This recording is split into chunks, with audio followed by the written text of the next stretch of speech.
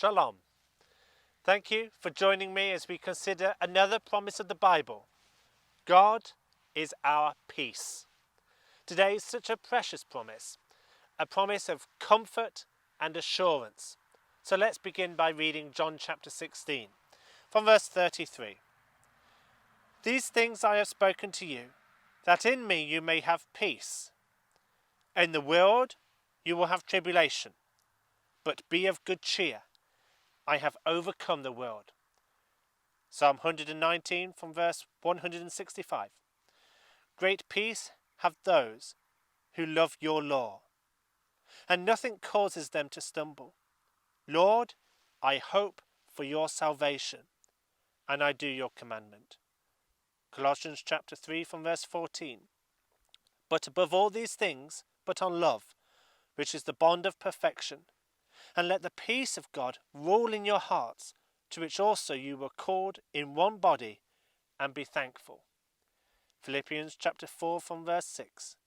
Be anxious for nothing, but in everything by prayer and supplication, with thanksgiving, let your requests be made known to God, and the peace of God, which surpasses all understanding, will guard your hearts and minds through Christ Jesus. John chapter 14 verse 27. Peace I leave with you, my peace I give to you.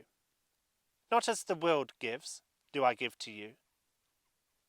Let not your heart be troubled, neither let it be afraid. Psalm 37 from verse 10. For yet a little while, and the wicked shall be no more. Indeed, you will look carefully for his place, but it shall be no more.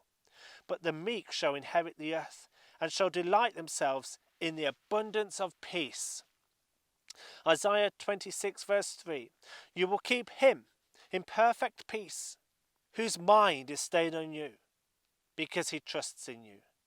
Trust in the Lord forever, for in Yahweh the Lord is everlasting strength. Lord, you will establish peace for us, for you have also done all our works in us. Psalm 128 from verse 5. The Lord bless you out of Zion, and may you see the good of Jerusalem all the days of your life. Yes, may you see your children's children. Peace be upon Israel. Psalm 29 from verse 10. The Lord sat enthroned at the flood, and the Lord sits as king forever. The Lord will give strength to his people. The Lord will bless his people with peace. That's amazing. God was still on the throne during the flood. The Lord sat enthroned at the flood, it says, despite the flood. And he was on the throne then, and he's on the throne today. He's on the throne during present circumstances. Despite the flood, he was on the throne. Despite COVID, he is on the throne. Despite our sufferings, he is on the throne. Despite political turmoil, he is on the throne. Despite nations rising against nations, he is on the throne. He is on the throne. Despite tribulations, he is on the throne. That is a promise for today. Shalom.